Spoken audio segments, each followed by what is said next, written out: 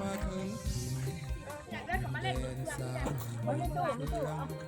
ป็นเมืองงามกระเดืองเมืองเฟืองสวยงามทุกเมืองเห็นภูผาสันห้วยน้ำลำธารอยู่ท่ามกลางดอกไม้บานงามสุขใจยิ่งเหลือเมื่อยามได้สมเมืองเฟืองเจ้าเอ๋ยตั้งใจเหนียวแน่น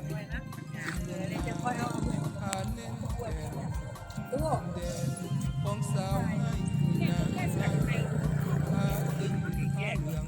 พาดูหัวใจประสาโอสิทองสง่าสุขใจนักหนา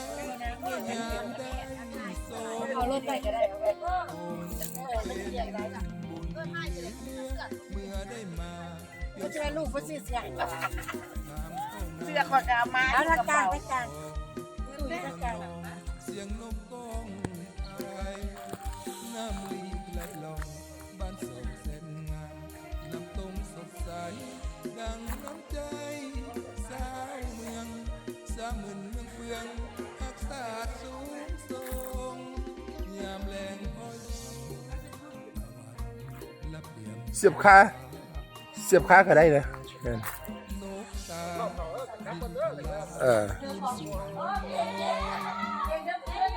ยามไกลห่างใจข้างหลังต้องจำจากจรด้วยหัวใจอาวรวันหน้าจะย้อนกลับมาเมืองบ่อันนี้ถ่ายวิดีโอได้บริถ่ายโทรศัพท์เลยให้วิดีโอกดเอาไปซื้อสิกลับเลยเด้อวันนี้ยังสิไปวัดต่ออยู่ถ่ายน้ำหมอกน้ำเหล็กบ้านพักยังก่อนอยู่บ้านอันนี้นิยมบ้านพักนิยมเนาะก็ที่ว่าบ้านพักยมมีไรหมู่เจ้าน่ะกดเอาจับที่อันบ้านพักเต็มเบิดกับผู้มาน้ำลังอันเพิ่นกับกลางเต้นกลางยังเบิ่งเนาะเด้นี่อาหารก็ได้อ้าวอะไรนี่เพิ่นพาเที่ยวนี่อ้าวครอบครัวพาเที่ยวอากาศดีอยู่เมืองเฟืองยังมีน้ำหมอกอยู่ที่นี่8 โมงย่างเลยยังมีน้ำหมอกเด้บ้านพัก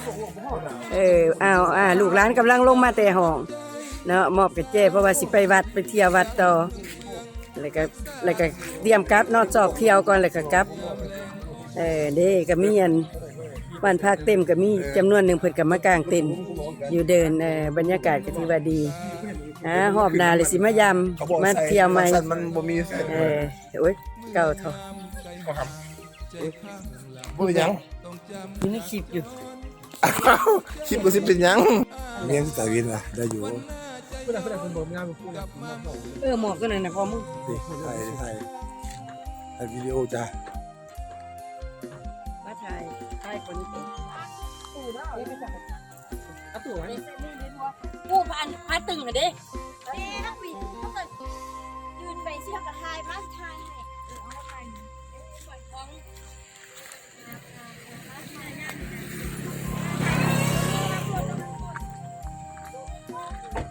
มิงยิ้มใส่กล้องเลยยิ้มงาม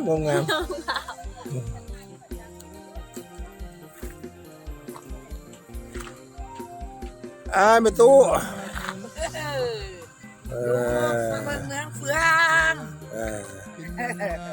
ที่ลือกระเดืองเมืองเฟืองสวยงามทุกเมืองเห็นภูผาสันห้วยน้ำลำธารทิวทัศน์งามเหลือดอกไม้บานสุขใจยิ่งเหลือเมื่อยามได้สมเมืองเฟืองเจ้าเอ๋ยตั้งใจไม่ตัวมันไม่คือบนรถที่หญิงมาหมาแก่นดินแดนของสาวให้นาพาตึงพาเหลืองพาทองควรใจ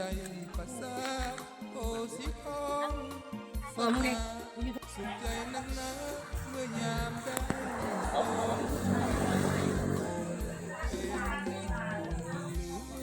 เมื่อได้มาเที่ยวสมทองทางนาเด็กสีทองเมืองนองเสียงนกก้องอะไรน้ำลีไหลลอง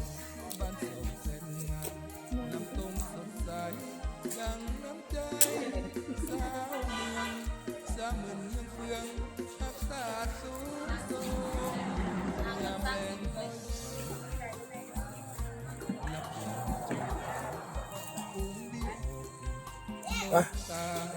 ดินทลาคืนสู่หังนอนเมื่อยามใจหายใจข้างหลังต้องจำจากจรด้วยหัวใจอาวรณ์วันหน้าจะย้อนกลับมาเมืองเฟือง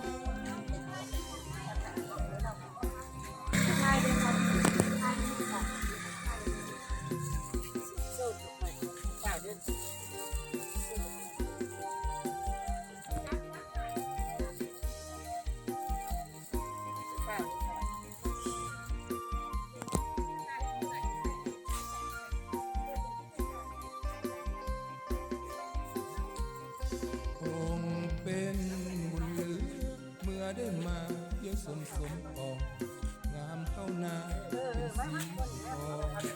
เมืองนองเสียงนกก้องไทยน้ำลีไหลลองบ้านสองแสงงามน้ำตรงสดใสดังน้ำใจสาวเมืองสามหมื่นเมืองเปื่อยนักศาสตร์สูงยามแรงก้อนสอง เอาไปทั้งใดเลย และผู้จอมพา มันเวลายืนเฮียงกับยืน นกกาบินทลาคืนสู่หังนอน เมื่อยามไกลห่างใจข้างหลังต้องจำจากจรด้วยหัวใจ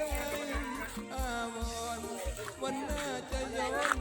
กลับมาเมืองเฟือง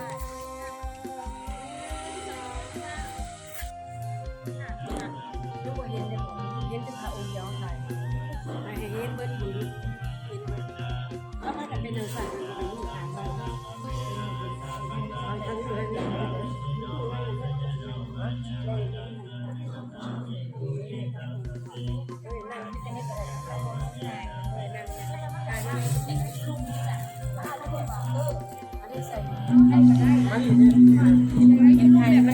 หลายอันนะเดี๋ยวค่ะ